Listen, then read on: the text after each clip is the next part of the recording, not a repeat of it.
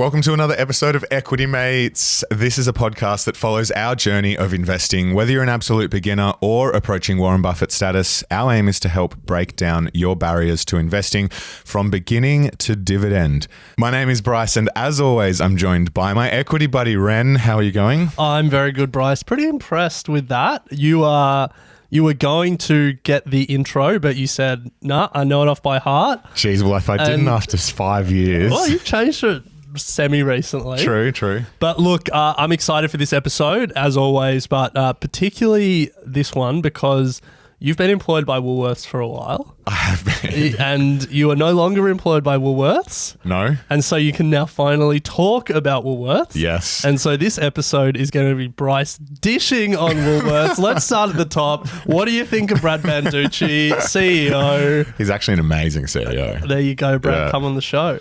Come on, I did email him. Oh, did you? Yeah, Nice. no response. So, Brad, if you're listening, we'd love to have you on the show. But look, this episode is all about the Woolworths and Endeavour Group demerger. There's plenty of conversation happening in our community at the moment off the back of the Adam Dawes buy, hold or sell episode. Yeah. Which If you haven't listened to that episode, go and listen to it. It's a cracker. it is a cracker. And in that, there was mention of the demerger and what it means for shareholders of Woolworths when it comes to getting the 2-for-1 Yes. stock, and subsequently plenty of questions coming through the community. So we're actually going to walk through why there is a demerger happening, what is a demerger and how does it work, and then more importantly what it means for existing and new shareholders of Woolworths, and then also what does it actually mean for the companies themselves. Yeah, and we're going to talk about some other historic examples of demergers. I lived through one when I worked at Coles that we can talk about, a few others, but this is going to be a Bryce heavy episode, which is great because we've just come off your 30th weekend away. Promise there'll be no more 30th chat. Oh, there might be. And I'm feeling a little worse for wear, so I love a Bryce heavy episode. Ren just can't handle the party. I went in sick and I've come out sicker. Not enough beers, I don't think. No. Before we kick in, we are very excited to have the second half of Meet, Pay, Love returning to the airwaves. They are part of the Equity Mates Network, and it is a podcast hosted by Zoe and Carmel down in Melbourne, two sisters who are exploring the money side of relationships, all those conversations that you should be having with your partner or thinking about when you do get a partner. We're pretty excited that it's going to be back on Friday in your podcast feed. And they're kicking off with an episode on buying a house. Buying a house. Do you have to wait until you have a partner to buy a house? Should you buy a house when you're single? All of the big questions. How should you buy a house? Buying it in different names, buying it in same name. Yeah. You name it, they're going to be talking through it. That one, and then the next one is weddings. Ooh. The big one for you. Not so much for me yet. Yeah, look, the financial side of relationships, often a taboo topic, and Zoe and Carmel are doing some great work breaking it down. So whether you're approaching wedding bells like Bryce or still single but thinking about it like me, there's plenty there to learn about, to learn from. Great series, yes. And before we jump in, Ren's DMs are open to slide into if you can. So far, only people ask me about stock tips. Well, they're open. But let's get stuck in. So the Woolworths demerger is just around the corner, and there is a lot of excitement within the community for various reasons. But let's start at the top. What is happening and why? Well, Woolworths have a number of businesses within their... We're starting at the very top. We're very at the start. Is a company. So in summary, what they've done is they've merged their drinks businesses, which was Endeavour. That included, their private label businesses. They also had BWS, and they also owned Dan Murphy's. They've merged that with their hospitality business, which was ALH, to form a new, larger organisation called Endeavour Group. Now, ALH are one of the largest operators of hotels and pokies and gaming rooms within Australia.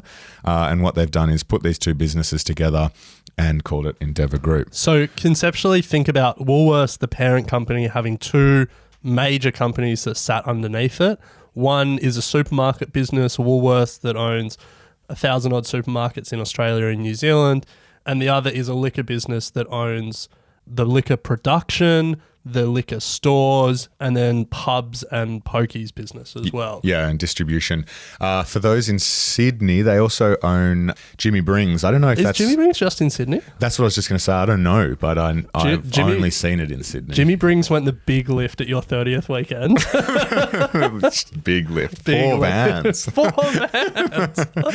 vans. So that was completed in February 2020, and then Woolworths did this because they have an intention to actually then separate Endeavour Group from Woolworths Group, and that is now the demerger that is happening. And we will get into why in a sec, because I think that's the relevant question that comes to mind. Like, you've got this massive business that you've been building and investing in. Why would you get rid of it? But Great question. Let's put a pin in that, but just noting that we'll come back to that. Yeah, so a few other stats. The demerger is going to create 2 independent ASX-listed companies. So Endeavour Group is then going to be listed on the Australian Stock Exchange, as is Woolworths, which is already listed. Both are likely to sit within the ASX top 50 companies. Brokers are valuing Endeavour Group between 9.3 billion and 12.5 billion. So it's going to be a sizable company once it lists on the Australian Stock Exchange. And just for context, Woolworths is right now a $53 billion business. Yep. That's its current market cap according to the market. And so Endeavour Group is about 20% of the business. Yes. Yeah. And so Woolies is actually going to lose part of that market cap once it demerges, which we'll chat about in a second. But post demerger, Endeavour will own the largest network of retail alcohol stores in Australia, with annual sales of about $10.6 billion. There's 1,630 liquor stores throughout Australia, as I said, including Dan Murphy's and BWS. They have 332 hotels and a strong 12,364 electronic gaming machines across 1,700 liquor sites or hotels around Australia. From memory, they are one of, if not the largest operator of gaming poker machines in Australia. So, look, if you're interested in that sort of an investment and want to get in the liquor game, and we have done a deep dive on the alcohol industry, Endeavour Drinks is going to be a significant player here in Australia. Yeah. So to put a bow on what is happening and why, well, what is happening, we'll get to why. Woolworths is a $50 billion business. To use round numbers, they've got a $30 billion supermarket business, a $10 billion, big W business, and definitely not worth 10 billion. If you're lucky. And then a 10 billion. I'm just trying to use round numbers here. I don't even think it's making money. I'm pretty sure Woolworths came out and said we want to get rid of it. They couldn't sell it. Like, it's worth nothing at the moment. Yeah, it was. Okay, it's on a turnaround story. All right, let me rephrase. Woolworths is a $50 billion business. They have a $40 billion supermarket business. They have a $0 general store big W business, and then they have a $10 billion alcohol business. After the demerger, Woolworths will be worth $40 billion. Endeavour Drinks will be its own separate company worth $10 billion. They're splitting it out. They're splitting it out, yes. So let's go back to basics. What is a demerger? Pretty straightforward. It's a transaction where a business carried on by a company within a group is taken out of that group and run under separate management. However, the key point here is that all or some of the same shareholders get access to that new business and remain within the new business. So that's the difference here with a demerger, otherwise known as a spin-off. So existing shareholders still remain in that new business. Yeah, and shareholders don't have to buy the new shares. If you own Woolworths shares, you're an owner of Endeavour Group today. When the two companies split up, you will just be given shares in Endeavour Group because you own that company as part of being a shareholder. It's like if Bryce and I, if I own the podcast business at Equity Mates and you own the social media business, and we demerge the social media business, we would own shares in both businesses. You'd hope so. You would go and run the social media business. I would run the podcast business. But yeah, we're just splitting the company basically. Yeah. So in this specific example, it's called an in specie distribution. This is a new term that I learnt. But really what it means is that the process of distributing this asset in its physical form rather than selling it, it's distributed via the transfer of stock. Yeah. So the other way this could happen, it's not so much a demerger, is if Woolworths went to Coles and were like, do you want to buy Endeavour Group from us? And Coles paid $10 billion, got Endeavour Group, then you as a Woolworths shareholder wouldn't get shares in Coles or something. You would just get cash. You'd get that special dividend, exactly, in cash. But in this instance, you're getting a spin-off. You're getting access to the shares of Endeavour Group. So then for shareholders, as we've said, you will get, if you're a Woolworths shareholder by the set date, which is the 25th of June. You're actually fact-checking Adam Dawes on this because he said, the 16th of June? Yeah, fact-check. So, Adam, Bryce is calling you out here, but you actually did have heaps of other knowledge, so fair call. You got that date wrong. But yeah, if you own Woolworths shares before the 25th of June, it means that when the demerger happens, you will get in your brokerage account an Endeavour Group share will show up there. Not on the 25th of June. That'll happen later. But that's the date that you have to own the shares. Yes. You have to own the shares by the 25th. Then you get a 2-for-1 deal. 2 for 1. So love that. Yep, you own a Woolies stock, you'll get an Endeavour stock for free, essentially. Now, we have had a question on this come through from the Equity Mates community, wanting some clarity around eligible shareholders of Woolworths stock. So we thought it would be a good opportunity to jump in here and answer that. Really, it means that you need to be registered on the demerger date, which is the 25th, in a number of particular jurisdictions, being Australia, Canada, Hong Kong, Malaysia, New Zealand, Singapore, United Kingdom, and the US. That is one. And then there's another thing to consider. There's a small shareholders section where that if you own 800 or fewer Woolworths shares at the demerger date, you are classified as a small shareholder and you may elect not to receive Endeavour shares under the demerger. In this case, all of the Endeavour shares to which you would otherwise be entitled will be sold under their rules and regulations. So if you're a small shareholder and you get the cash. Yeah, and you get the cash and you don't want to take it on. But I don't see why you would want to do that personally. I can see why. You don't want to own ESG, Australia's biggest pokie business. yeah. So look, you don't have to take the shares if you don't want to, if you're classified as a small shareholder, which is 800 shares or less. So that's what is happening, and I guess in practical terms how you get the shares. I mean, the long and the short of it is you don't have to do anything other than own Woolworths. The rest will be taken care of for you. Let's take a quick ad break and then talk about what it means for the companies, because if we're going to be shareholders in these two companies, do we want to be shareholders? What's the future hold? Let's talk about that, because I think that's the interesting part of this conversation. Sounds good. But first, let's hear from our sponsors. Okay, so Woolworths are demerging Endeavour Group. They're going to be two separate companies listed on the ASX with their own ticker codes, their own share prices, their own management. This is the company equivalent of a divorce. The assets have been split. They're going their separate ways. As a former Woolworths employee, you got up close and personal with those businesses. So what does it mean? And then I'm going to ask you which one you'd rather own. Oh, wow. Love it. All right, Ren, well, I will answer the which one I will invest in a second. But what does it mean? So the new structure is going to result in both Woolworths holding, and there's actually another company involved, but it's not worth discussing, but Woolworths holding a stake in Endeavour Group. So if you are a shareholder, there is a 14.6% stake in Endeavour Group. And what does it mean for both companies as well? So this is actually going to be a partnership agreement. Yeah. And what that means is that Endeavour Group is going to be supported by Woolworths via this agreement across various parts of their business, including the supply chain, including IT services, including marketing, and they're also going to get access to the Woolworths Everyday Rewards program. This is all about, Brad Banducci creating an ecosystem. They don't want to have to put all of this intensive capital into running the business, but Woolworths has extensive supply chain, extensive services, etc.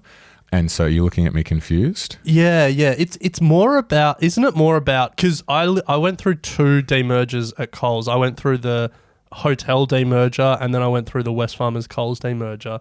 Isn't it more about a lot of the services right now are shared across the group?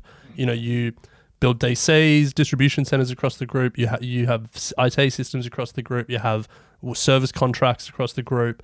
Like I was dealing with like waste, but also like electricity, all that stuff. You have shared buildings and shared tenancies. And so it's just like you can't just have a clean break. Yeah, well, I mean, the classic example in this situation is every Woolworths store has a BWS next to it. Yeah. And the pallets come in the back. Exactly. And Woolworths was paying rent on the full building, and now you have to split that. But there's shared services, shared electricity, shared water, all that stuff. Yeah.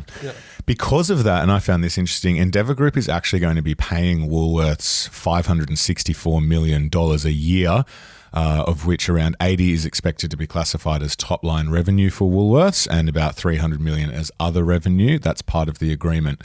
So this is not just going to be a sweet divorce and they don't talk to each other.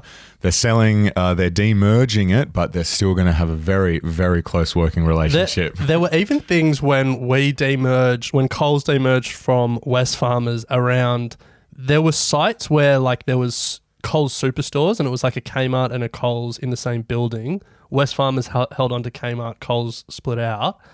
And it's like there was only one team room. Yes. And stuff like that. And it's like, well, what are the rules around who has the team room? Can we share it? Because we're now separate companies. Yeah. So, look, that's what it means for both companies. But let's have a look in more detail at what it means for the individual companies. And there is no doubt that for Woolworths, Brad has been very public in suggesting that one of the main contributors and reasons for this is to put Woolworths in a place where they are going to be able to be better placed to tackle social issues. So we put a pin in the why earlier. Now we're unpinning that pin and let's have that conversation. Yes, unpinning that. And really what that comes down to is for a long time, Woolworths have not been able to position themselves as an attractive, sustainable investment, ESG investment, because they are so heavily involved in alcohol and also gaming. Pokies. If for long-time Equity Mates listeners, we've had Adam Verwey from Future Super on the show a couple of times. We play a game, ethical or unethical, and I always loved putting Woolworths in there because Woolworths always fell on the unethical side of the investing divide because they are one of the largest poker machines operators in Australia. Yeah. However, now that they will be able to rid themselves of that side of the business, it's going to open up incredible opportunity and access to pools of capital from around the world who are looking to who have wanted to invest in Woolworths for a long time, but due to their own ESG frameworks, haven't been able to do so. Yeah, so we're talking here about Australian superannuation funds, Canadian pension funds, Norwegian sovereign wealth funds. There's a lot of money out there that has some ethical mandate that has rules around what they can and can't invest in. And word on the street, actually, I think Adam told us this in the interview we did with him, that Brad Banducci has been getting calls from them saying, we want to invest in you, but we can't because of your poker machine business. Brad Banducci splitting the unethical part of his business out means that all of a sudden all these massive pools of capital can now include Woolworths in their investing universe. Yeah. So look, no doubt that is one of the main drivers for why they're doing this, and it's going to be an incredibly, important impact on Woolworths. Another thing to consider is that by removing two of those businesses, the gaming and the liquor, they're going to be able to refocus on other areas of revenue within the business. So a couple of businesses that Brad and the team have been building out over the last few years is obviously Woolies X, which is their online business, which is pretty integrated into the supermarket side of things. They also have Cartology Media, which is all within the media industry. So another separate, I guess, business that they're building out that is leveraging the insights that they get through the supermarket business and creating a media business there. And then they're also, I'm pretty sure, they're majority owner of Quantium, which is an incredibly powerful data analytics company. I feel like they bought the rest of it or something, didn't they? Yeah, I feel like they're a majority shareholder, if not solely. But anyway. They originally acquired 50% in 2013. Yeah.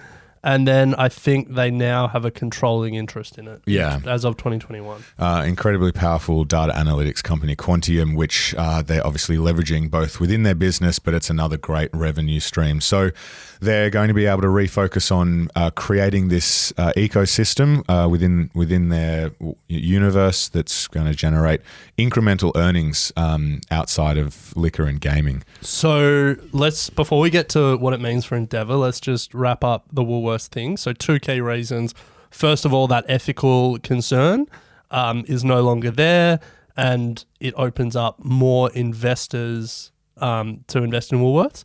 And secondly, it allows them to focus their investments in terms of like taking their profit, reinvesting it in the business. It allows Woolworths to focus on things that they think will drive greater revenue, greater profit over time. A lot of those digital focused, media focused. Love that everyone's got a media arm these days. Yeah, I know. So those are the 2 key reasons. Yeah. So what does it mean for Endeavour? Well, they're not going to be they will not taking pass in money ethical from screens. Yeah, they will not be passing ethical screens, that is for sure. But what it will allow them to do, for a long time, they haven't really been putting a whole heap of, Woolworths Group hasn't been putting a whole heap of money and resources into actually reinvesting and improving the fleet of hotels and whatnot around the country. And poker machines, come on. Well, that's the second. You've got your hotels, but I'm also saying like your BWSs, your Dan Murphys, those sorts of things in terms of their actual percentage of stores per year that they're reinvesting in. It's lagging the market. So they're going to refocus on upgrading more stores faster than they have been, which we know does generally lead to incremental growth per store. Secondly, they will be rejuvenating their gaming network. As they phrased it, it's a technology-driven industry. In other words, they're going to be putting poker machines in, I guess, that are top of the market, more attractive, Which is honestly music to your ears. Better poker machines. You are loving this. The reason they haven't been able to do that is because they've been bound by Woolworths Group's ESG framework and mandate, which I'm sure pretty much says, let's not pour all of our profit into upgrading poker machines. So now that they're going to be separated from that, they're going to be able to reinvest more back into the business at a faster rate, which we know hopefully will lead to greater top line. So that's the bull case for both of these companies. Woolworths can reinvest in what really matters to the core business. They may be able to get a valuation like multiple improvement because there's a lot more money pouring into the company. For Endeavour, they can focus on their core business. They're free from the constraints of some of Woolworths' ESG policies. That's the bull case. But at the same time, there's definitely a bear case. There's a lot of synergies between these two companies. There's a reason that Woolworths has the biggest supermarket franchise and the biggest liquor franchise in Australia. What's the potential downside? For both? Yeah. Good question. Wow, you're such a Woolworths bull. Yeah, there's just no downside. So if that's the case, why doesn't every company split off all their businesses? Oh, I mean, because there's a reason up until now that they've wanted to be involved in in liquor. their competitors have been involved in the liquor game. Businesses build other businesses and acquire other businesses to drive revenue growth. It's a source of growth and value creation for shareholders. So there's plenty of reasons why they've got to this point. But equally, I think now, the reason that they're demerging is to continue to drive shareholder value and I think become more competitive. But so I ask you for the bear case, and you end up talking about. I love Woolworths. All right, well, let me talk about the bear case, just so we're giving at least the illusion of impartiality. Sure. So I think there's two key risks. The first one is that in some businesses, 1 + 1 does equal 3. Like there are synergies in a supermarket business and a liquor retail business that really matter. The fact is that every Coles has a BWS beside... Coles has a Liquorland beside them. Jeez, it's been a while. Every Woolworths has a BWS or a Dan's near them. And it allows supply chain costs to be reduced. In some instances, you can put multiple loads for like both of them on the same truck. But it also allows the business to like cross-promote and, to drive customers... To attract customers to either one store and then drive them into the other, to do deals across both stores. I don't know how much you're cross-selling liquor, but there are synergies that they will lose. A lot of those, though, we're not going to be losing. Well, you think you say that now, but the fact of the matter is that over time, they're two businesses with different management. Woolworths is a minority shareholder in Endeavour, and so over time. Right now, everyone who's going to run Endeavour will bleed Woolworths green. Yeah. But over time, Endeavour will become its own business. So that's the first one, that you potentially do lose some synergies.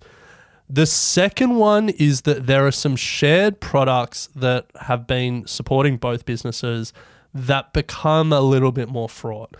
So when Coles and Wesfarmers demerged, the Flybuys program is this incredible value creator. It's so valuable. It had to be split off into its own joint venture that was jointly owned between Wesfarmers and Coles. I don't know what the status of Woolworths Everyday Rewards is. Will it stay with Woolworths? Will it become a joint venture?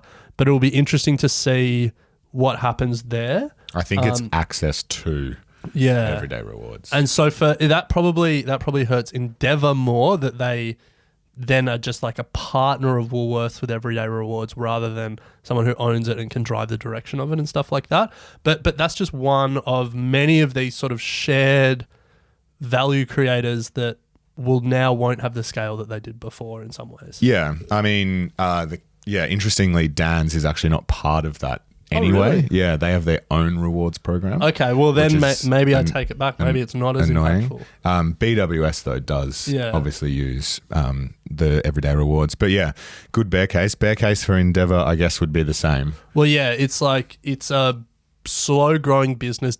So for people that haven't had the retail background that we have, you think of Bunnings as a category killer. You think of Baby Bunting as a category killer. Dan's was the category killer in liquor. Like it had the most scale. It could get the lowest prices. It had the best range. Yeah. Dan's was the gold king. standard. Yeah. I think that there is a lot of efforts to erode that. Absolutely. So there's a question about what the future of Dan's moat is, I guess. Yeah. And then the second question about Endeavour is, there is a lot of regulatory risk around pinning your hopes to poker machines. Absolutely. And it wouldn't surprise me if that business has some value write-downs over time as governments around Australia crack down on that stuff. Show me a government that's going to crack down on poker machines. Though. Well, but anyway, let's not get into that. We're going to have a look at some of the historical examples of some major demergers in Australia because interestingly, it often does create a lot of shareholder value on both sides of the coin, and we've got some examples to show you. So stick around. We're going to hear a quick word from our sponsors.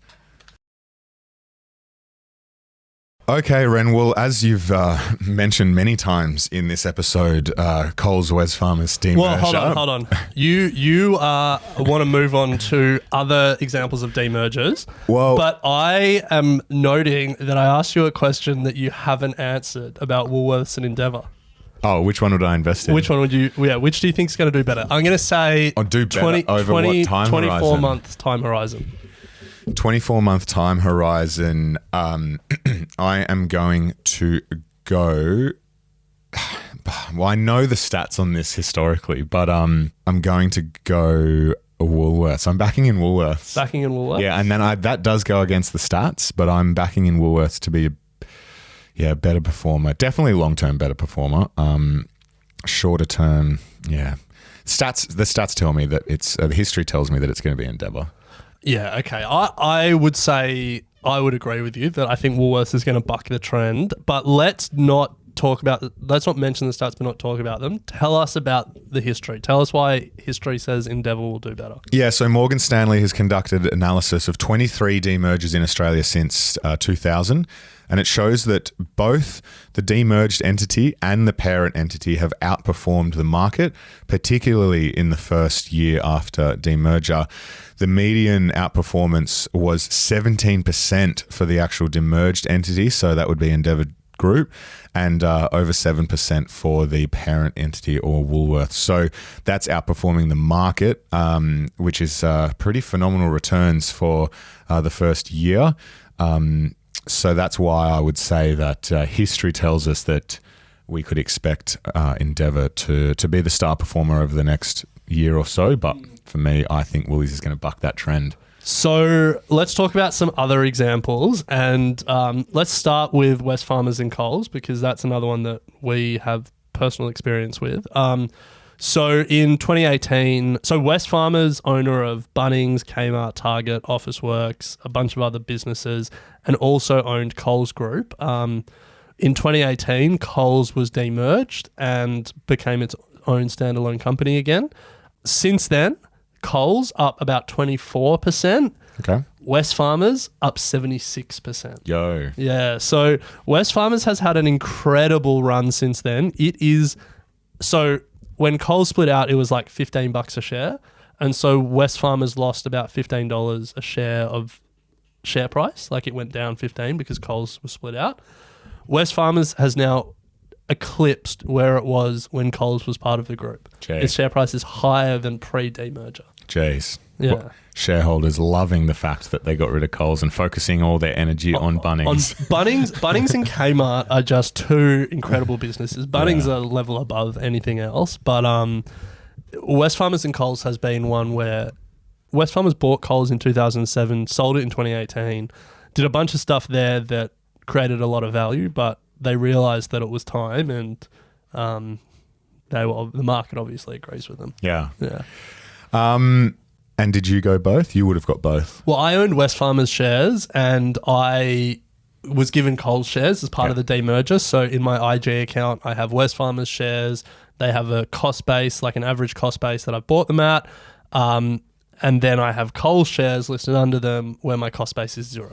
And that is a very good point you raised there, Ren. There's a few questions in the group around working out the tax implications of getting free shares without going into too much detail. Or I would say there's plenty of stuff online and it's very straightforward on how to do it. Nice way to avoid the question. Yeah, we don't do tax on this show. We can't do tax on this show. So speak to a tax professional because they can give you specific tax advice. Yes, but there are tax implications.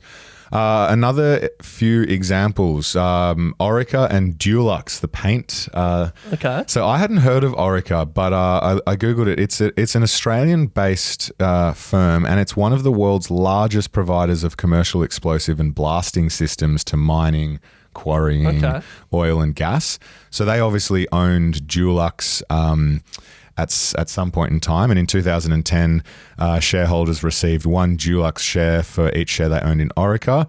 The Dulux shares closed at $2.54 on the day that it first started trading.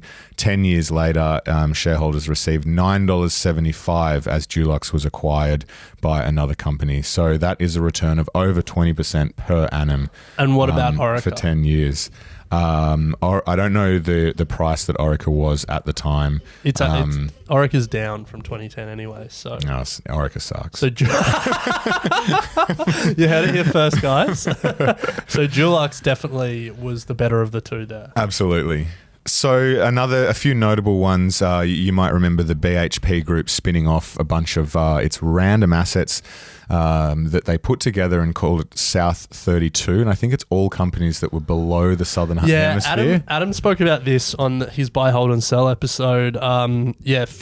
32 different mines or businesses that are all south of the equator. Yeah, really weird. But this one did buck the trend. The spin-off company, being South 32, actually underperformed in their first year, 20% down.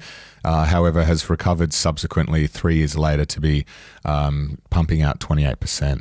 So go South 32.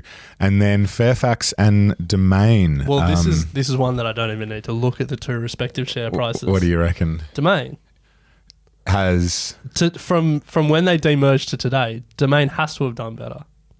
I'm going to have to fact check that. Well, Fairfax got bought by Nine. Yeah. But, I mean, Domain is an unbelievable business and Fairfax is a legacy newspaper business. That's true. But the stats that I've got in front of me say within the first year, Domain was actually down 30%. Wow. Yeah, but I'm sure it's come back. I can't get it up in front of me at the moment. But yeah, interestingly. There you go. Yeah. I guess the key message from this is that you can get value on both sides of the trade. As we said, history sort of suggests that this spin-off company is the one that is going to generate some shorter-term gains, but longer-term, my gut feeling is sitting with Woolworths. Yeah. Now, we've got a bunch of questions from the community here. And there's heaps more Woolworths Endeavour chat in the Facebook group. So if you have other questions or this episode has created questions in your mind that we haven't answered, head to our Facebook group and join the discussion there. But let's rip through some of these questions. Any thoughts on whether the upside is already priced in? I mean, potentially, but there's going to be a lot of price movement when the demerger happens, and then we're going to see all of this money starting to come in from pension funds, etc. So I would say probably broadly neutral. Okay, I'm gonna the value of Endeavour is embedded in the Woolworths share price. Yeah, and so there might be like incremental value creation by them being separate businesses, but to a large extent, yes, the value of Endeavour is in the price of Woolworths. It's just what they can do on top of that as standalone businesses. Yeah. Do you have to pay brokerage when you receive Endeavour shares? No. That's an easy one. Pretty straightforward. Does it matter if you have a broker that is CHESS sponsored or custodial? It shouldn't. It doesn't. Yeah. Like if you have a custodial broker, so you don't have the shares aren't held on your own HIN, the custodian will get those shares and will hold them in your name, and they will show up in your brokerage account. Yeah. Yeah.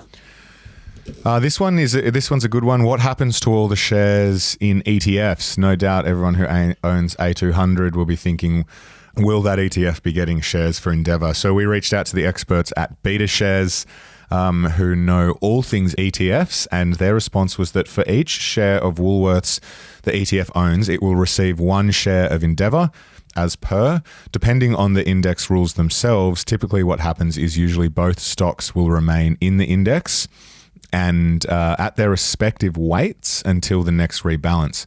At that time, depending on the index rules, either both will remain in the index or one could be removed, or both, due to not meeting the requirements for inclusion. A requirement, for example, it needs to meet certain liquidity or size. If Endeavour fails on those, it might be removed. And you can imagine, there's going to be a few inclusions of Woolies, etc., in some ESG ETFs as well, I would imagine. Yeah, I think if an ASX 200 ETF, you can be pretty confident that both Endeavour and Woolworths will remain in the index. Yeah. If you own, say, like an ethical ETF, Woolworths probably wouldn't be in them now. But if there is one with Woolworths in it, you can be pretty confident that Endeavour will not be included in that. Yeah. Nice. And the final one is, how does pricing work? It's just market forces, really. So you're going to have the market cap of Endeavour essentially removed from the market cap of Woolworths.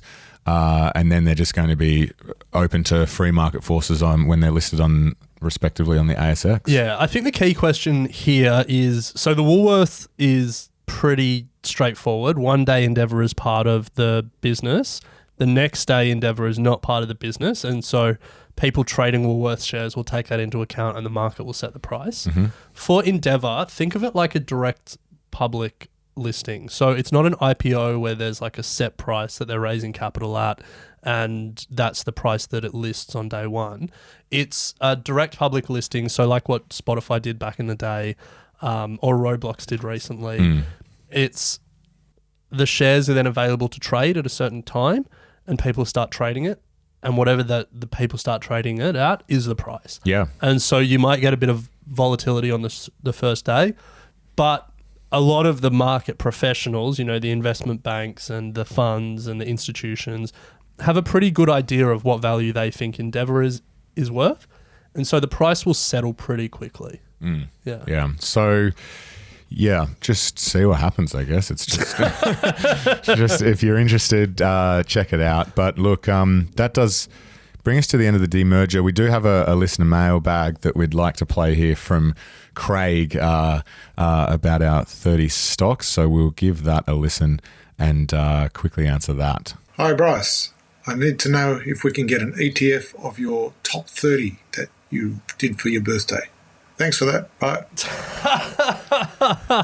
That is a great question, Craig. Great question. I'd love to do that. Would you?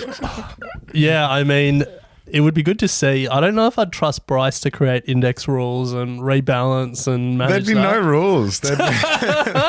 Hold on, no, that's not bad. A no rules ETF. It's just whatever I feel like on the day. Wow. Okay. What we should do is actually put them all together and track them. The other thing was, we keep saying 30 stocks. It was a lot more than 30. Yeah, it was about 45 or something. Yeah. But thanks for the mailbag, Craig. We would love to do that. Stay tuned, I guess, if there's any ETF providers listening. Come at us. Well, come at us, but maybe just come at Bryce, because I don't know if I want my name attached to your no rules daily rebalancing ETF. I'll back it. If you would like to leave us a mailbag question regarding anything, head to our website, equitymates.com/contact, and there's a form in there where you can quickly leave a voice message and upload it. But look, we do love hearing from you and the community, so please do hit us up at equitymates.com/contact. Otherwise, if you don't like being in the limelight, you can follow us on Instagram, TikTok even, where Ren's growing our TikTok account, or join our Facebook. Our TikTok is growing as fast as my hair. Yeah, jeez. Or you can join our Facebook discussion group. We've also got some big things coming with a new forum, so stay tuned for that. There's always plenty of lively chat going on. And in fact, a group of you were really generous and shared your mistakes from your early investing journey with us. And we've been talking about that over on our Get Started Investing podcast. So if you want to hear some funny stories of people stuffing up and what we can do about it to avoid making mistakes, head over to Get Started Investing. But lastly, if you have found that Equity Mates is an essential part of your investing journey, then there's one thing that you can do to help us, and that is to rate and review our podcast through your podcast app. 5 stars would be appreciated. If it's anything less than 5, take it up directly with us. Look, every podcaster says it, but it is actually something that helps people discover the show. And as we grow, we can do more stuff. You know, we can get better guests. We can do more, live shows. We can finally get some merch out the door. Yeah, maybe. No, we will get. We have got merch. We do. So the bigger the Equity Mates audience is, the more exciting it is for everyone. So you can help us get there by reviewing us and leaving a rating. So yeah, we really appreciate it if you can. Absolutely. Well, Ren, as always, great to chat stocks, especially Woolworths in this situation. As you can tell, we're the big retail fans, but we'll leave it there and pick it up next week. And hold on, before we go, now that you've left Woolworths, reveal one thing that you couldn't while you were still Absolutely there. not. I will not be throwing shade. No, it could be a good Talk thing. next week. We'll talk next week.